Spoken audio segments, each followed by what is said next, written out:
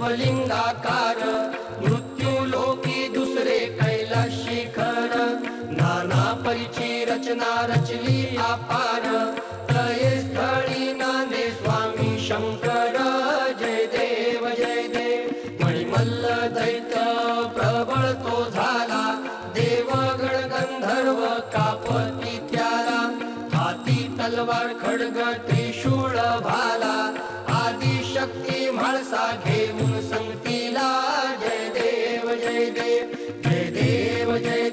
जय शिव मार्तंडा हरिमर्दन मल्हारी तुझी प्रचंडा जय देव चंपा षष्ठी दिवशी अवतार धरिशी मणिमल्ल दैत्याचा संहार करशी चरणी पृष्ठी खडगे वर्मी स्थापिशी अंतीवर देऊन त्या मुक्ती तेजेशी जय देव मणिमल्ल दैत्य मर्दुनी मल्हारी देवा संकट पडता राहे जे दूरी अर्धांगी म्हाळसा शोभे सुंदरी देवा ठाव मागे दास नरहरी जय देव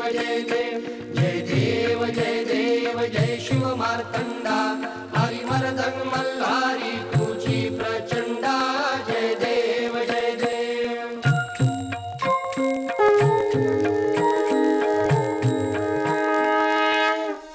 कृतयुग स्वर्ग पृथ्वी आणि पाताळ त्रैलोक्यात भयाचे साम्राज्य होते।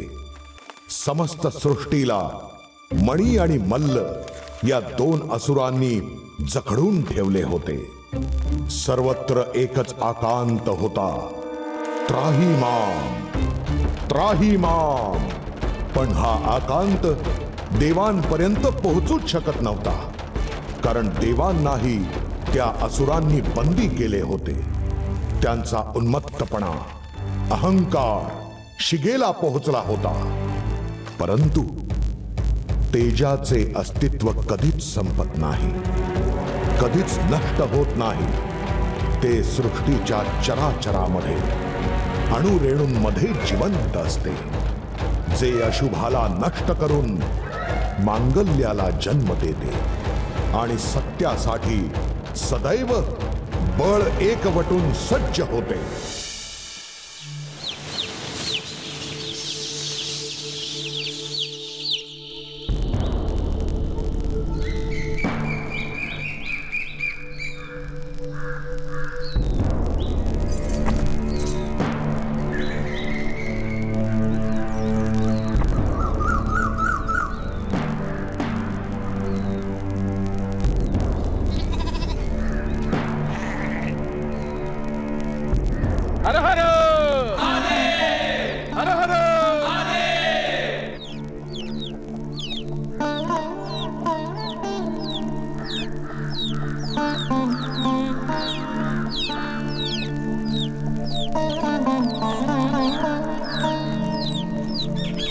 पावसाळा पाहिलं, पण या चमित्कार आजच बघतोय।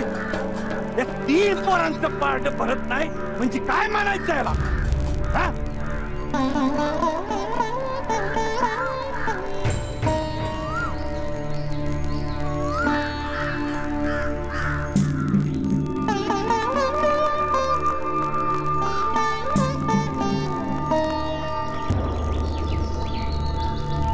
वाड्यातल्या प्रत्येकानं आपापल्या परीनं होमासाठी जिजा आणल्यात, पण अजूनही विचार करा, निकाऱ्यात हात घालायचा का?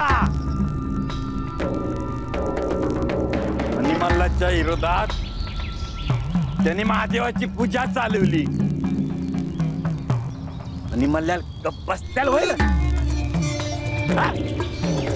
उद्या तेच येऊन आपला पाडा पेटवला तर अरे पट्ट्या, तुम्ही फक्त तुमच्या मिशक पीळ भरा, आणखी काय बी करू नका। अरे तुमच्या पाठीत रग हाय का नाही?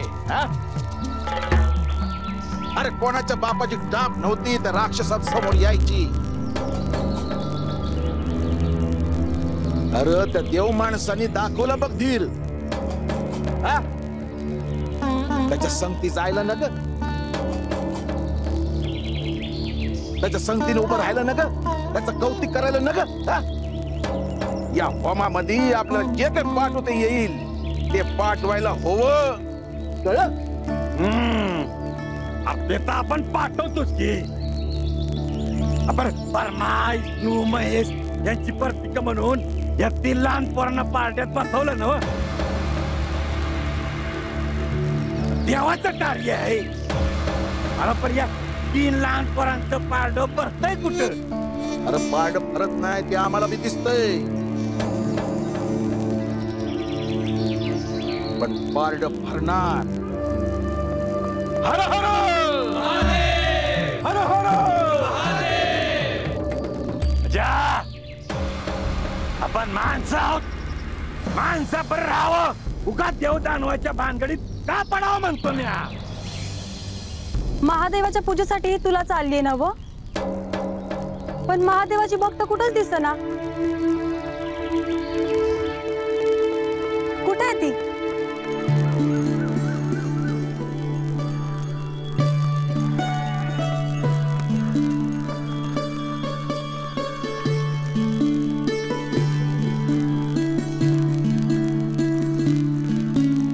अगं तू इथंच? तुला ठाव आहे ना व, समजा पाडा जमलाय तिकडं. आता ज्याला जे जे जमल ते त्या पाड्यात टाकतंय. अगो पण पारडच बरं ना. काय पारडच बरं ना? होय, आपण काहीतरी करायला हवं. तर आपण काय करणार?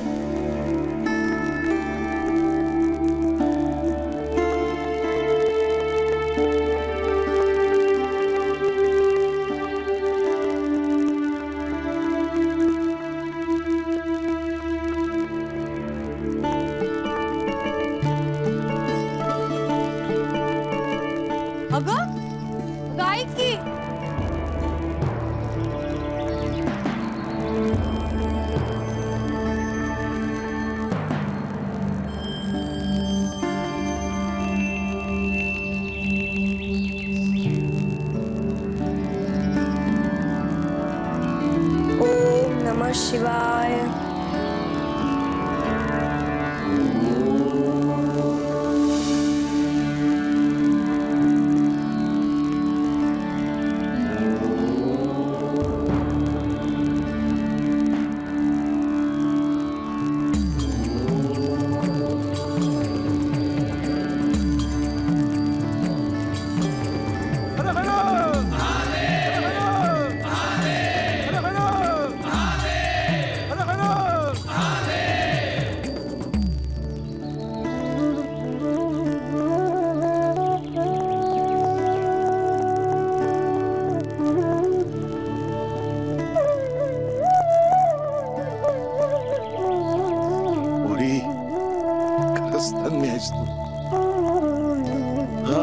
सकून म्हणायला हवा. आता त्या देव माणसाचा ते होम सफल होणार यात काय बी शंका नाही. हर हर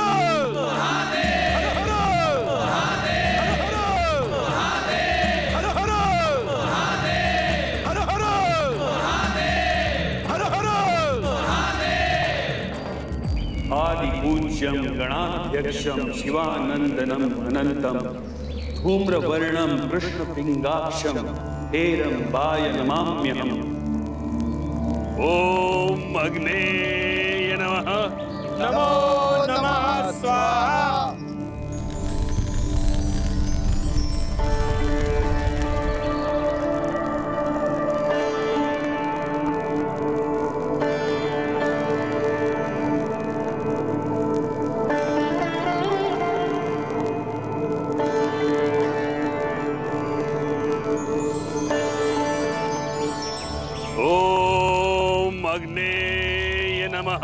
नमो नमः स्वाहा.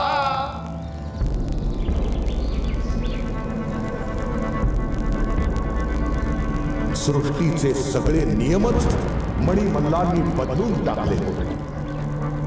दिलेले आदेश धुडकावून आपल्या विरोधात यत्न केला जात आहे याची चाहूल मणिमल्लांना लागली आणि मणिमल्ल यज्ञाचा विध्वंस करण्यास निघाले.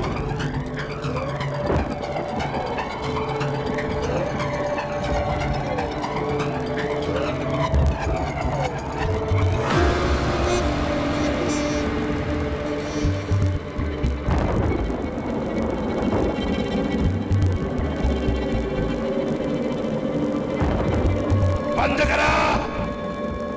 करा ते यज्ञ कर्म.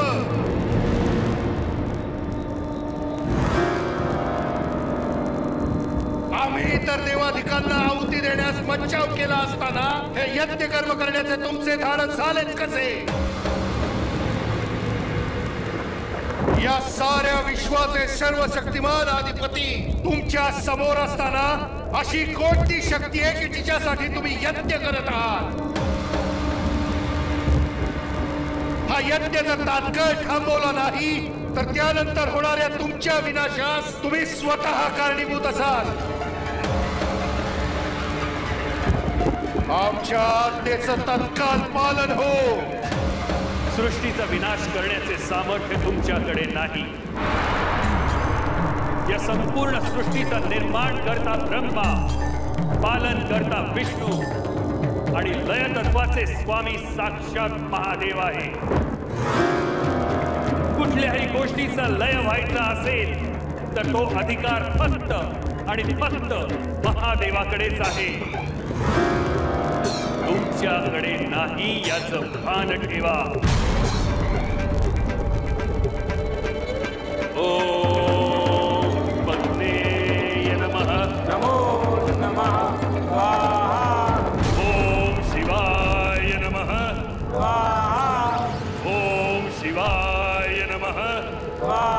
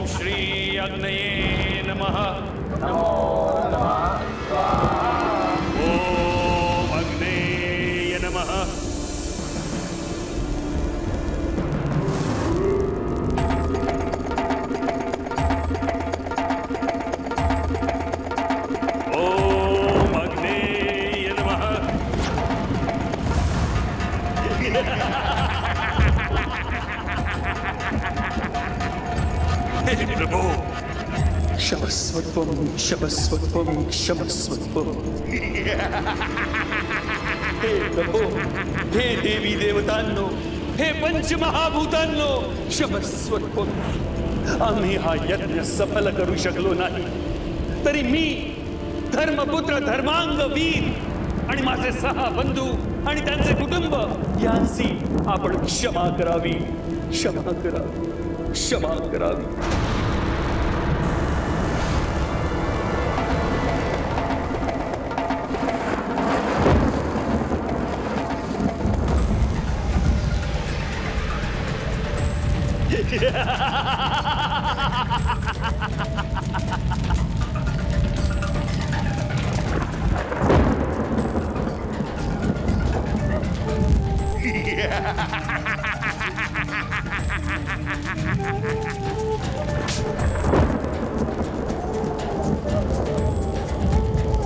सप्तर्षींनो, यापुढे या भूतलावर केवळ आणि केवळ एकच शक्तीची उपासना होईल, ती म्हणजे मणी आणि मल्लाची.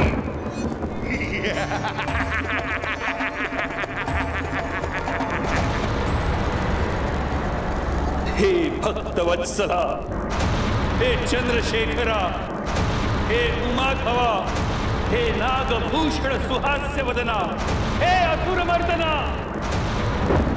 दैत्य कुळातील मणिमल्लांनी अग्निहोत्राचा विध्वंस केला, भूतलावरील पुण्याचा मार्ग नष्ट केला, स्वर्गातील इंद्र त्यांचा सेवक झाला, अग्निही त्यांच्या आज्ञेत गेला, कुबेर त्यांच्या दारी धन घेऊन उभा राहिला जीवांचा संहारक यमदेवही निष्प्रभ झाला।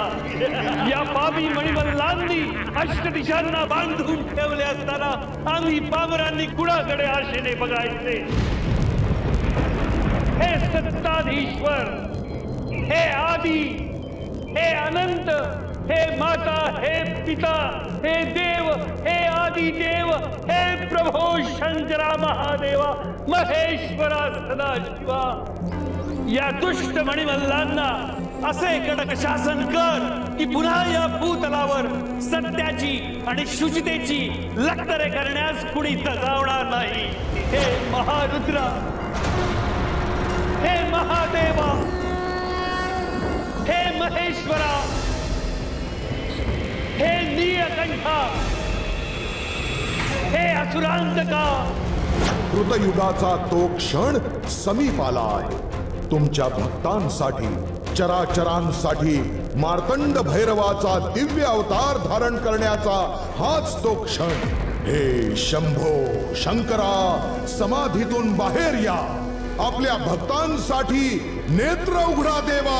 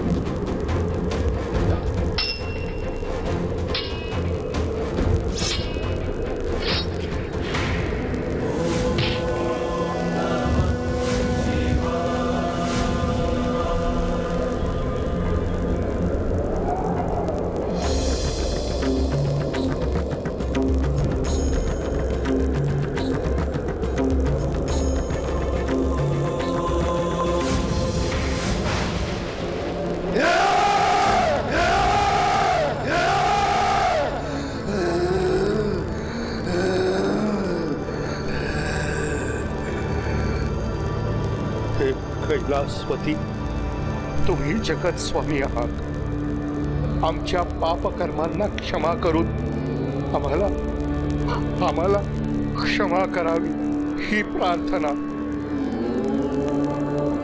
हे शंभो शंकरा, तुझ्या नावाआधी माझं नाव यावं आणि मल्हारी मार्तंडाचं चरित्र अनंत काळापर्यंत पठण आणि श्रवण केलं जावं असा वर तू मला दे.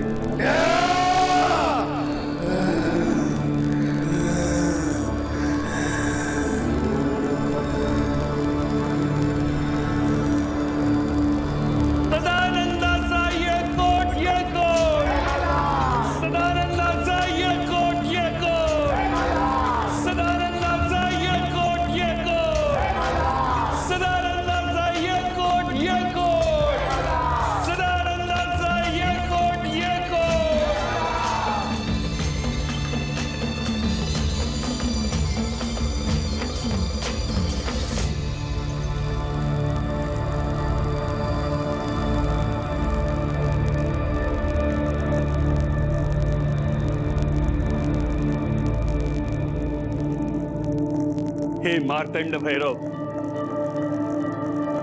हे मल्हारी, हे खंडेराय, मणिमल्लांना शासन करून आपण शांतीचं एक नवीन पर्व सुरू केलं आहे. भविष्यात पुन्हा कोणत्याही दैत्याकडून असा अपराध होऊ नये म्हणून आपण प्रत्यक्ष या पृथ्वीवरच निवास करावा अशी कळकळीची प्रार्थना.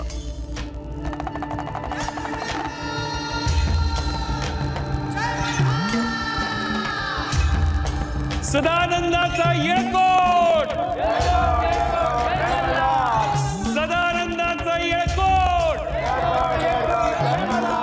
सदानंदाचा येकोट, सदानंदाचा येकोट, सदानंदाचा येकोट, सदानंदाचा येकोट,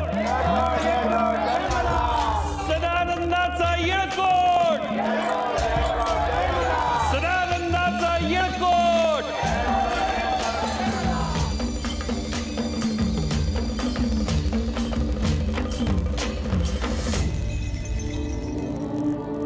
तुमच्या या भक्तीमुळे मी प्रसन्न झालो.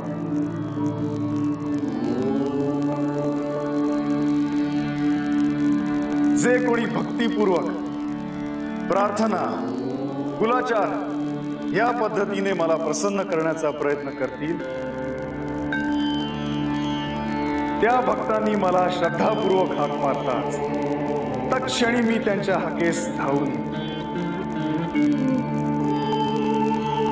हे लोक हो, ज्या घरामध्ये या रूपाचे कुलाचार घडतील त्या घरावर माझी सदैव कृपा राहील. तसेच त्या घराला धनधान्य, यश, कीर्ती, ऐश्वर, आरोग्य, ज्ञान, पुत्रपौत्र, सौख्य प्राप्त होईल असा माझा तुम्हा सर्वांस आशीर्वाद आहे.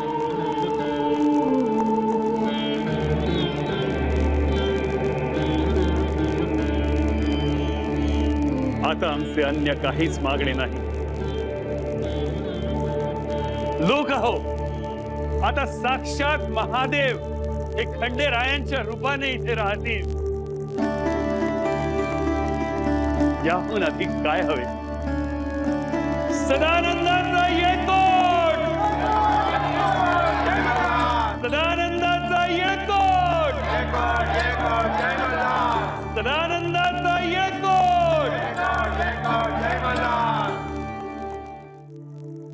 नारायण नारायण नारायण नारायण नारायण नारायण नारायण.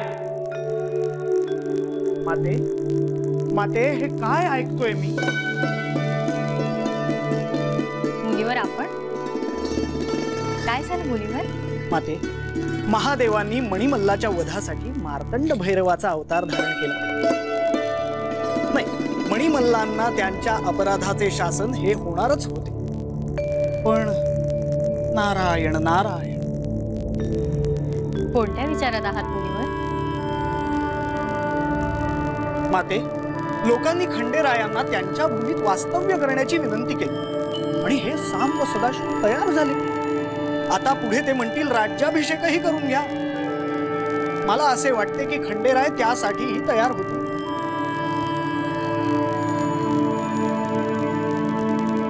माते, माते, ही वार्ता ऐकून सुद्धा आपण अशा अविचल कशा? कारण त्यात विचलित होण्यासारखं काही आहे असं नाही वाटत. प्रजेच्या आग्रहावरून जेजुरीचे राजे म्हणून खंडेरायांनी पृथ्वीवर राहण्याचा निर्णय घेतलेला आहे. आता राजा म्हटला की राज्याभिषेक हा आलाच.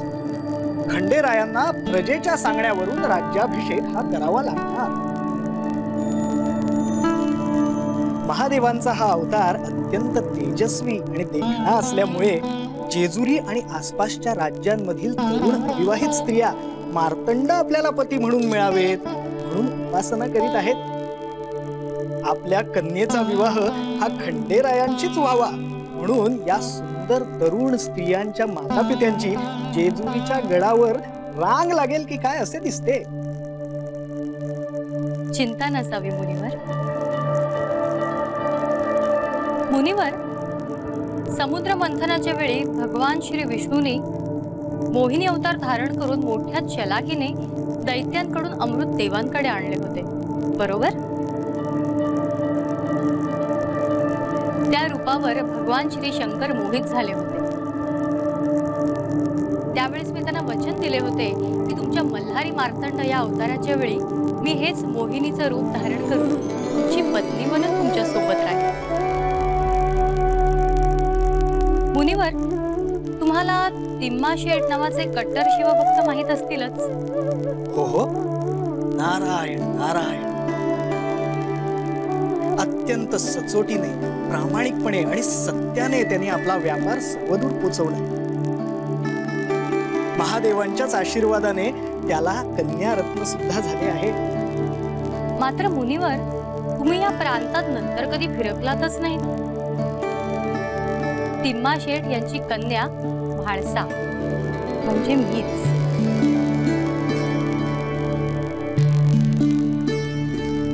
महादेवांना वचन दिल्याप्रमाणे म्हाळसाचा विवाह हा खंडेरायांशीच होणार हे विधिलिखित आहे. मेवासे स्थित म्हाळसा रूपातील पार्वती मातेला माझा साष्टांग नमस्कार.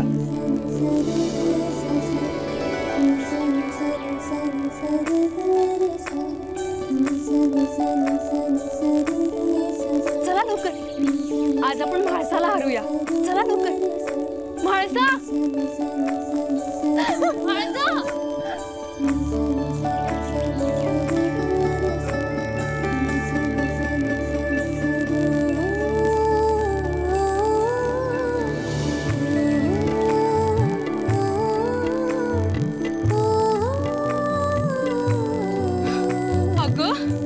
किती धावशील? तुला हरवणं काही सोपं नाहीये. खरं बोललीस लतिका. कारण फुलं महादेवांसाठी आणायची होती ना, आणि महादेवांची श्रेष्ठ भक्त एकच आहे, मी म्हाळसा. म्हाळसा, हे चला ग. लतिका, महादेवांच्या पूजेकरता फुलं देण्यासाठी आधी मी पुढे जाणार, दुसरं कोणी नाही. हे तुझं नेहमीच आहे. महादेवांचा विषय निघाला की तू नेहमीच अशी हटती वाग. लतिका, तुला माहिती आहे ना, हा विषय निघाला की माझं चित्त थाऱ्यावर नाही राहत आणि मी अशी का वागते माझं मलाच नाही कळत. ए म्हाळसा, अगं झाली का फुलं तोडून?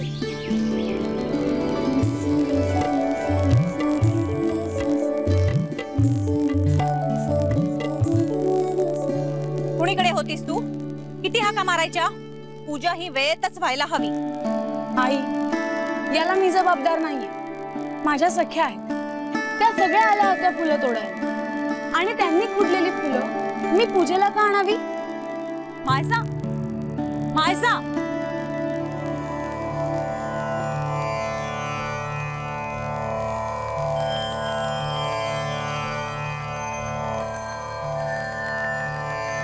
पित्याला आणि त्यांच्या कन्येला एकच वेळ महादेव आणि महादेव. हो खाऊ द्या.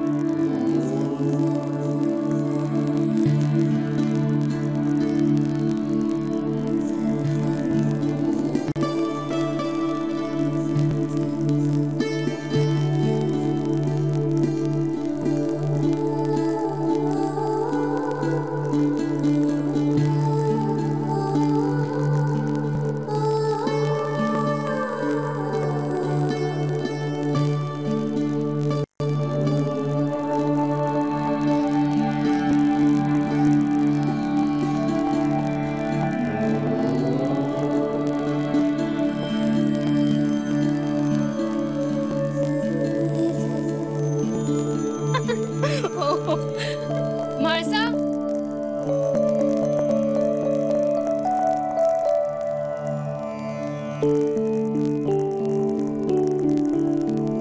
आता कुठे निघालीस? अहो राहू द्या तिला. झाली आहे पूजा.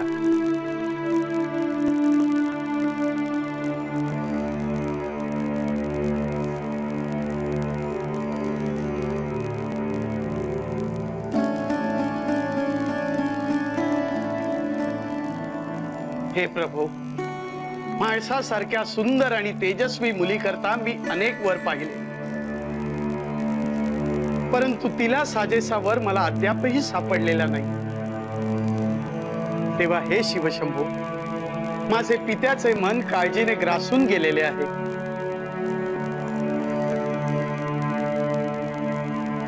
आपला सगळा भार नुसता त्या भक्तवत्सलावर टाकून उपयोग नाही. आपणही त्या दृष्टीने प्रयत्न करायला हवे, नाही का?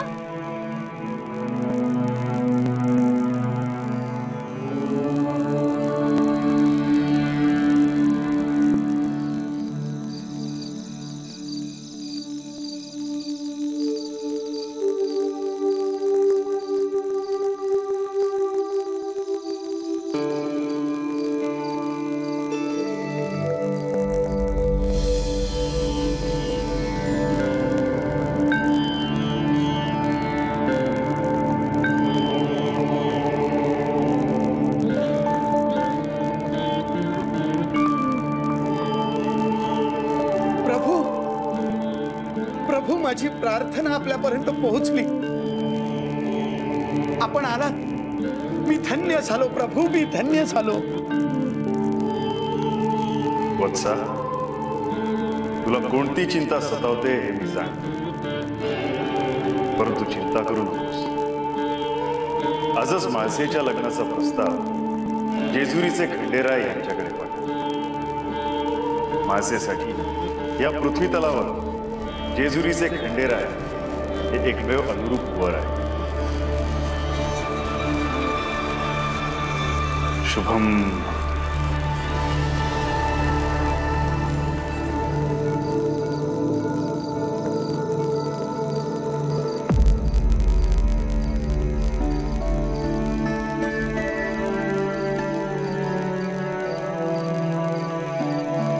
प्रभू, प्रभू आपण खरोखरच भक्तवत्सल आहात प्रभू.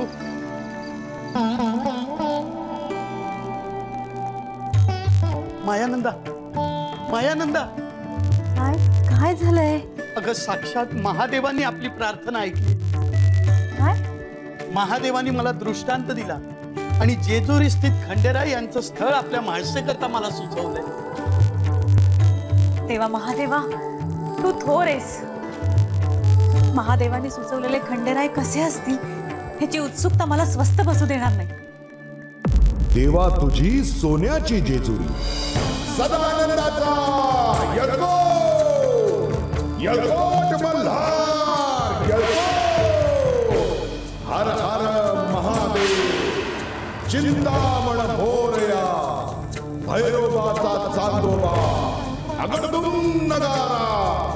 सोन्याची जेजुरी, मोत्याचा तुरा, निळा घोडा, पायी तोडा, कमळ करगोटा, बेलबी हिरा, गळ्यात कंठी, मोहनमाळा, डोईवर शेला, अंगावर शाल, सदा हिलाल, जेजुरी जाई, शिकार खेळी, माणसा सुंदरी, आरती करी, देवा ओवाळी, नाना परी, देवाच्या शृंगारा, गोट लागो शिखरा, खंडेरायाचा खंडका, भंडाराचा फडका, बोला सदानंदाचा युगो, सदानंदाचा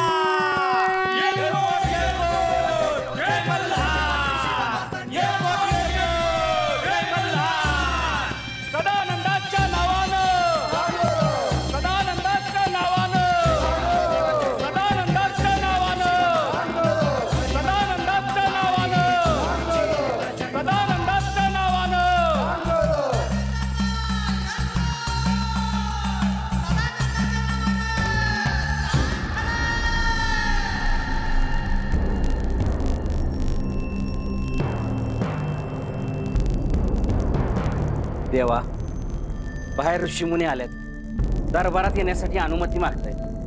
काय सांगावं त्यास? अनुमती आहे.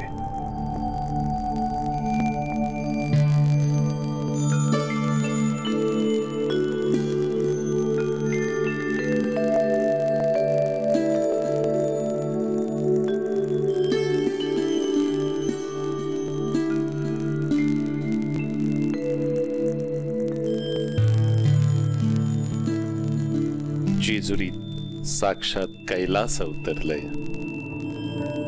हे रूप पाहण्याची खूप दिवसापासून उत्सुकता होती. आज आपलं हे रूप पाहून कृतकृत्य झालो. आम्ही जेजुरीच्या डोंगर रंगात तपश्चर्या करीत असतो. सप्तर्षींनी दिलेल्या संकेतानुसार आपणासमोर एक प्रस्ताव मांडण्याचा मानस घेऊन आम्ही या ठिकाणी आलो आहोत. हा प्रस्ताव आपणासमोर मांडण्याची आपण अनुमती द्यावीत.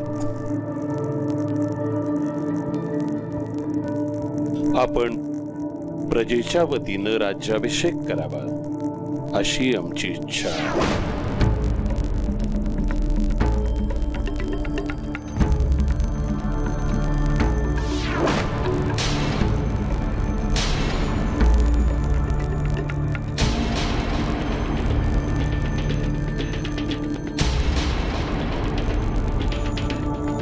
ऋषीवर राज्याभिषेक ही आमच्यासाठी अतिशय गौण गोष्ट आहे. आज आपल्याला आमच्या देहावर भस्माच्या वरखाऐवजी दाग दागिने दिसले म्हणून आमचा स्वभाव बदलला असे होत नाही ऋषीवर. क्षमा असावी. हे प्रभू, आपण अखिल विश्वाचे स्वामी आहात. जो तिन्ही जगाचा स्वामी आहे त्याला राज्याभिषेकाची काय आवश्यकता? राज्याभिषेकाचं प्रयोजन प्रजेसाठी आहे. राजा असेल तर प्रजेचं अस्तित्व आहे. प्रजा म्हटलं की व्यवस्था आकाराला येते. सर्व घटकांच्या उत्कर्षाचा मार्ग मोकळा होतो. हे प्रभू, आपण राज्याभिषेक केला नाही तरी सुद्धा समस्त मानवांचा उद्धार होणारच. पण या भूमीवर असणारे राजे आणि प्रजा यांच्यासाठी भविष्यात आदर्श राज्य व्यवस्था असावी याकरता राज्याभिषेकाचा हट्ट आहे देवा.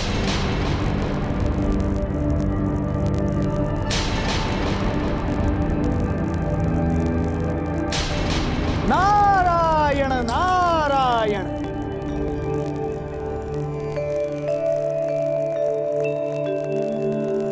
देवा, आपल्याला लौकिकार्थाने राजा झालेले पाहणे हे समस्त मानवासाठी आणि देवदेवतांसाठी आनंददायकच आहे.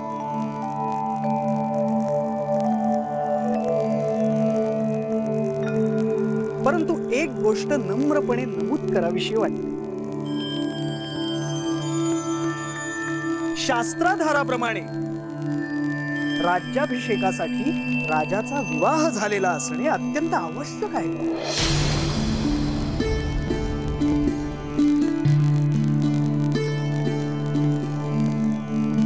आणि म्हणून सर्वात आद्य कार्य खंडेरायांसाठी वधू शोधणे आहे. नारायण नारायण. मुनिवर, आपण जेजुरीत प्रथमच आगमन केले ही निश्चितच आनंदाची गोष्ट आहे. परंतु केवळ आमचा राज्याभिषेक आणि विवाह याविषयी चर्चा करण्याकरता आपण निश्चितच आगमन केले नाही. जेजुरीत आगमनाचे आपले नेमके प्रयोजन कळेल काय? नारायण नारायण. जे सांगण्यासाठी इथवर आलो ते सांगावयाचे मात्र विसरूनच गेले. देवा, क्षमा असावी, पण आपणाकडून एक अक्षम्य असा अपराध घडला.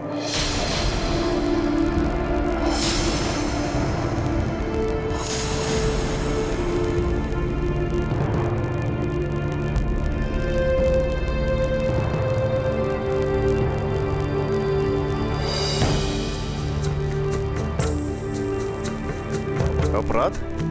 हो देव. भक्ताची भक्ती सफल झाली की देवाने त्याला त्याचे फळ द्यावे, दर्शन द्यावे, हा नीती नियम आहे. परंतु ज्या भक्ताने आपले आजन्म ध्यान केले त्या भक्ताचा आपणाला कसा विसर पडला देवा? मुनिवर, आपण कोणाविषयी बोलत आहात? तुमच्याच राज्यात पश्चिमेस असलेल्या एका धनगर पाड्यावर एक कन्या राहते. तिच्याच महामुनी, आपल्याला काय वाटलं? परीक्षा केवळ भक्तांनाच द्यावी लागते? नाही. भक्ताची इच्छा पूर्ण करण्याकरिता, त्याला भेटण्याकरिता स्वतः देवाला ही परीक्षा द्यावीच लागते.